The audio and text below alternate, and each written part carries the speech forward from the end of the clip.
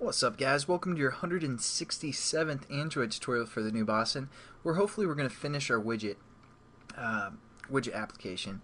Don't want to go too much more into it, but just quickly, again, we want this activity to finish, and what we're going to do is if it can't load which widget is basically opening this class, all we're going to do to this if statement, because I forgot, we're just going to say else and then finish as well.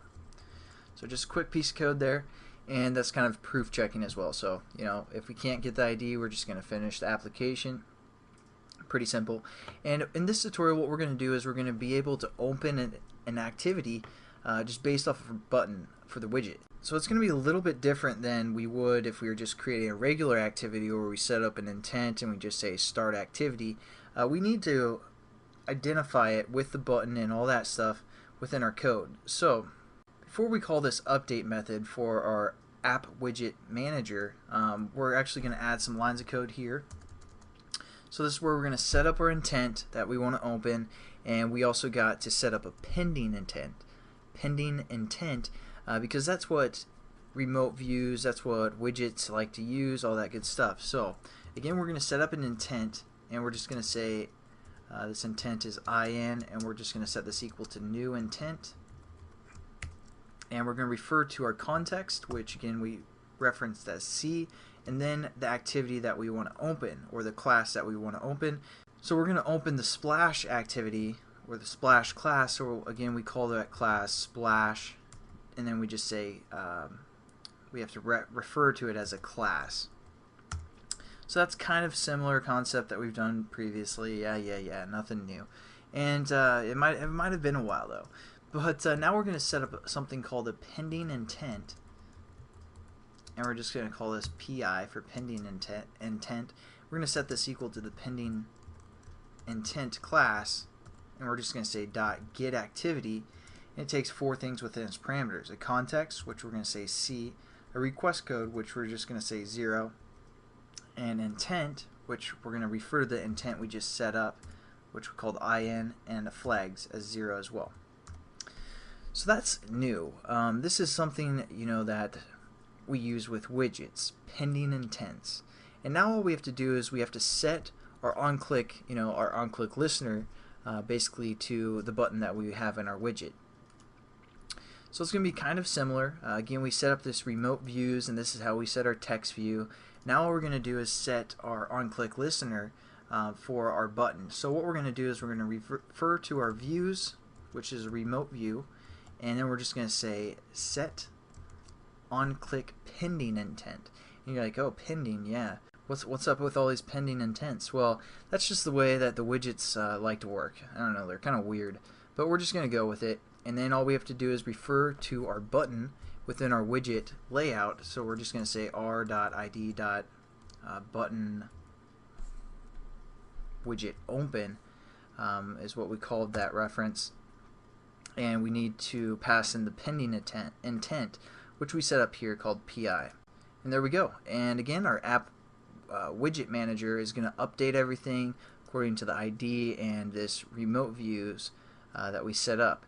And again, all we're doing is setting up an intent of the class that we want to open, and we're setting up a pending intent, which is going to kind of just refer everything to the context and to the intent that we want to open.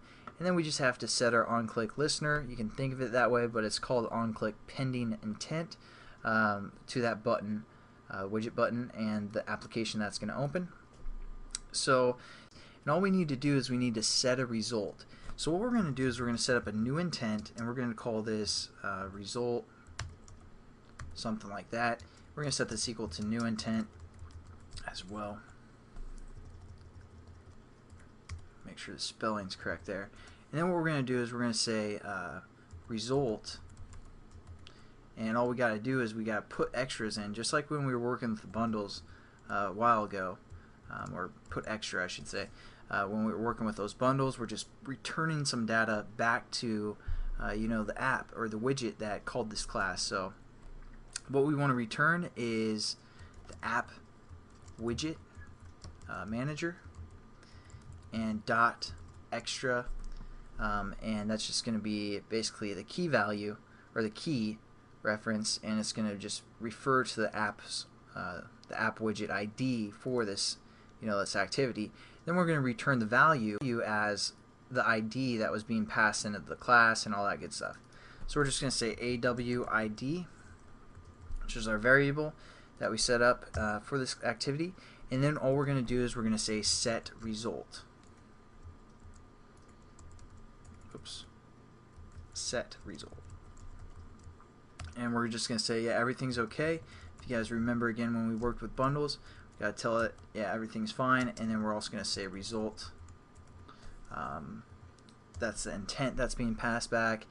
So that's basically how this works. Again, we set up an intent and we're passing or updating our widget app, and then we're updating the specific ID that called this activity to start, and we're also setting a result to be passed back to the app, to the widget. I keep saying app, so sorry for that. And everything is good to go. So let's run our application and make sure it works. Also talk about some of the things that you guys can do to fix, or try to fix, which is the fun part of programming, always solving problems and that stuff, or seeing if you can figure out how to do the solution. So here's our activity. We're just going to go back. Just going to click on the screen and add a widget.